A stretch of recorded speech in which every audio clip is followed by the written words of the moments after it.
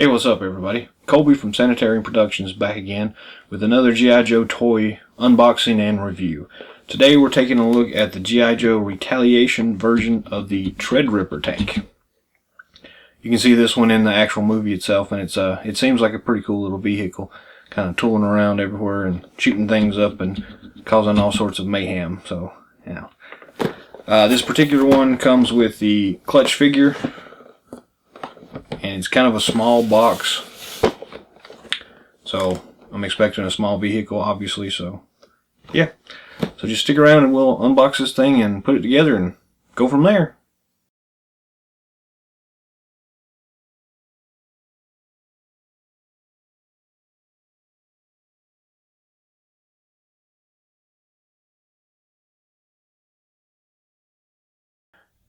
So here we have the boxed Threadripper tank, still sealed in the package. Nice box art. Pretty cool. So it does have a piece of tape on each side, so we're just going to split it open here with our handy dandy little tape cutter.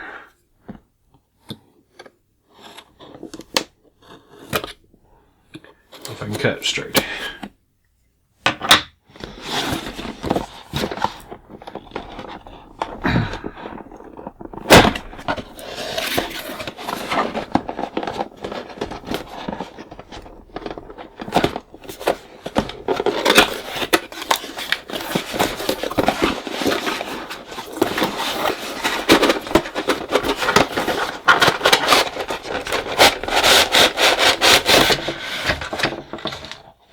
Toss the packaging away. And here we have everything that comes with it. This one has a nice fold out set, so a little bit easier to deal with than some of the rest of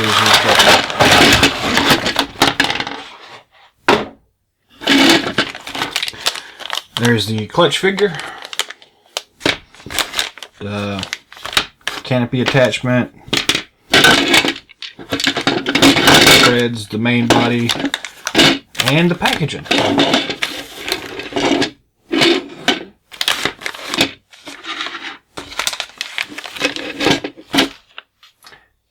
This here is everything that comes with it. So we're going to start out by just opening this little accessory bag that has our directions in it. You can't start anything without the directions. So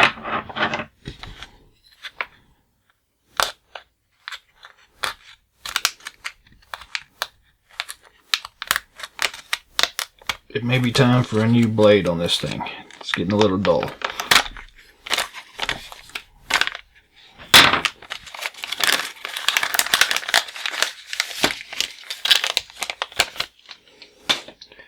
So we have this cool little Gatling gun cannon thing that comes with it,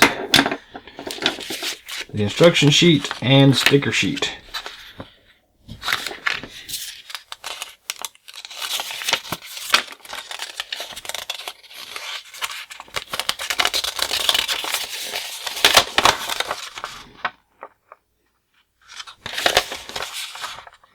Not much to it, but you don't need much. So step one is to attach the tracks. So we have two tank treads here. We've got wheels on the bottom of them that spin pretty well. And you've got the actual main body assembly here.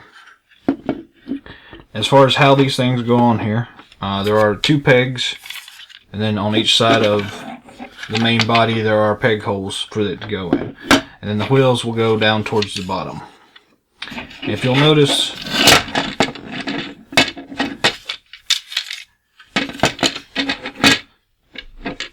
there's kind of a weird V shape here.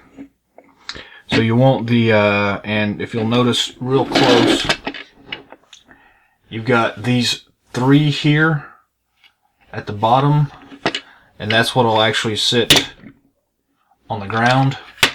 So just orient that so that you're sitting on the ground. So we'll take our main body here, and we're just going to take and line these things up like so. And as you can see, they just pop into these right here. just snap them in place. And that's one side. Then the other side's the same way. Put the wheels to the ground, line up the peg holes with the pegs, and just snap it in place. And there we go. It rolls pretty well. Step 2 is to attach the roll cage. So we have this piece here, and then this box here, bag here with the other piece of the roll cage. The instructions don't actually show you how to actually put it together. It just already shows it as one piece, so we're just going to go ahead and, I guess, make that up as we go along here.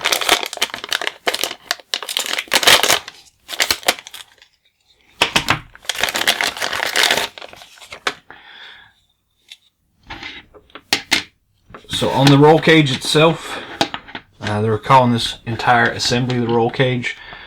For the canopy part of it, there are these two little knobs here on the back, and then on this piece there are two little holes, hinge joints I guess you could call them. So you just want to take that, put that in place like that, and it just snaps into place, and then that would open and close like that right there. So they skipped that step in the instructions, but it's pretty easy to figure out, I suppose. So now we're actually just going to attach this to here.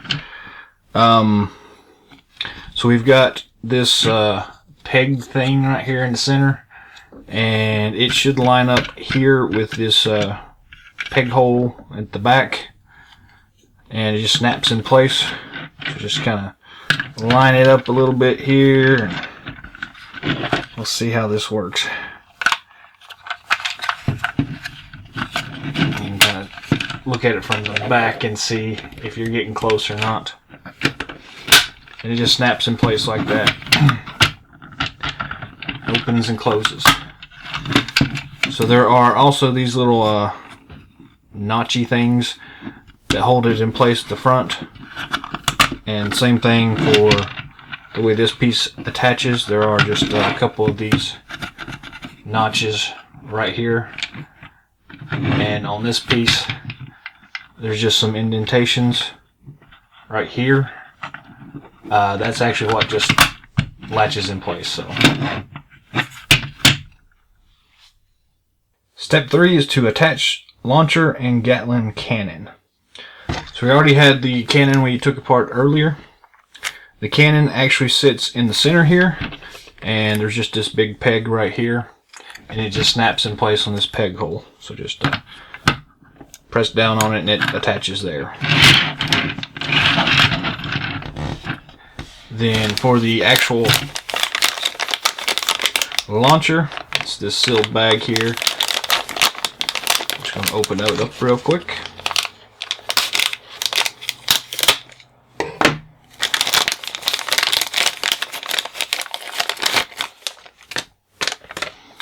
There's a little missile that comes with it. You can kind of load it in there until you hear it snap. And then there's a button right there. You just press that to fire, and it shoots out. So we may have gotten ahead of ourselves, so I think that's the next step. To attach it, there's just another peg here on the bottom of it, and there's another peg hole for this to go onto. So you just put it on there. Flip it over this way so you can see. So there's the hole, there's the peg. You just put it there and snap it down until it clicks. And it does rotate, so does the Gatling gun, although there's limited mobility with both of them on there. The last step is just to attach the missile and press the button to fire, which we did earlier, but we'll just do it again real quick. Push it until it clicks in place, press the button, bam, you fired a missile. Short and sweet, but the only other step here is to peel and apply the labels as shown. I'll give you a close-up of the labels themselves, and we'll go from there.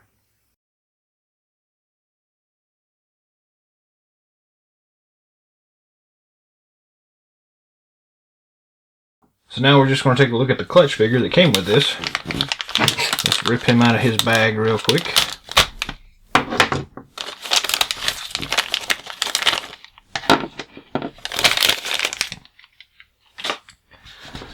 So as you can see, the figure itself doesn't look too bad. Again, like all of the figures included with vehicles in this particular series, the articulation is extremely limited. There is articulation at the shoulders, and that is pretty much it on the arms, just at the shoulders. The head does swivel around, but unlike some of the rest of these, it's kind of weird. The neck itself is actually moving.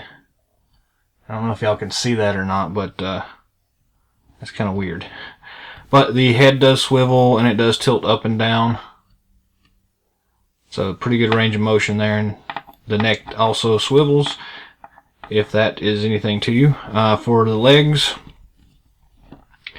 there's only articulation at the waist, the hips, I guess you could say. No articulation at the knees or the feet, and no articulation at the waist itself.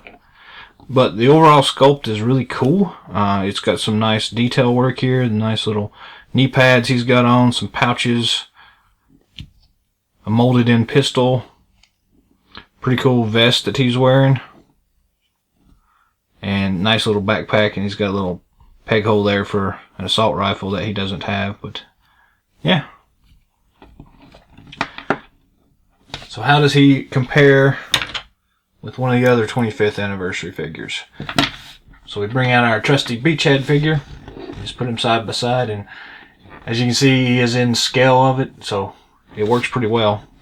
I just hate the fact that they don't have any articulation on it, because other than that, it's a really cool looking figure itself. He's wearing a nice pair of shades here. It's got a nice ball cap, nice beard. So yeah, it's a pretty cool figure.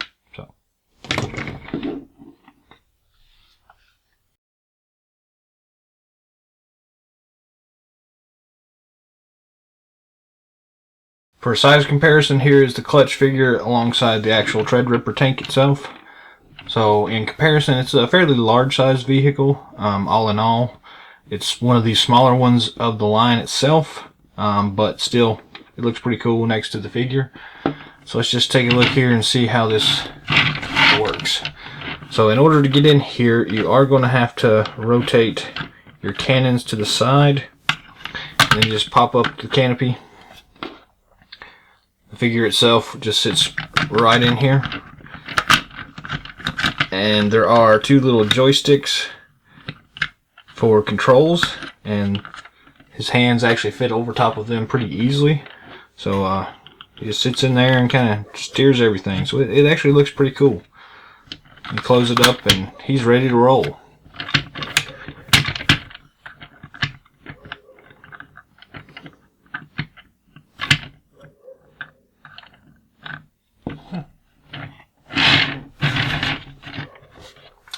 Let's zoom out a second or two and see what we can see about the overall vehicle itself.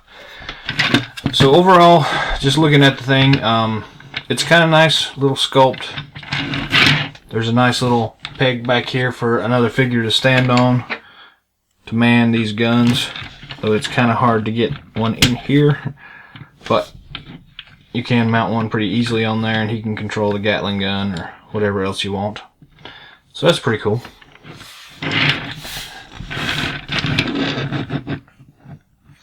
Scalability, it looks pretty cool. The only thing I don't like about it is the fact that these guns, I really want them to go up. They only swivel side to side. There's no, up and down articulation on them.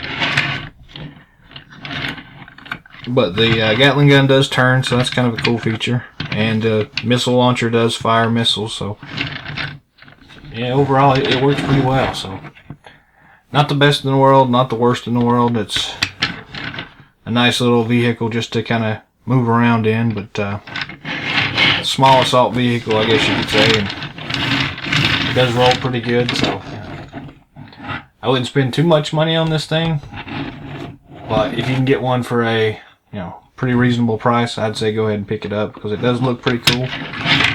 Not got a lot of detail in it, but I guess just enough to make it worthwhile. So yeah, that's the Treadripper tank.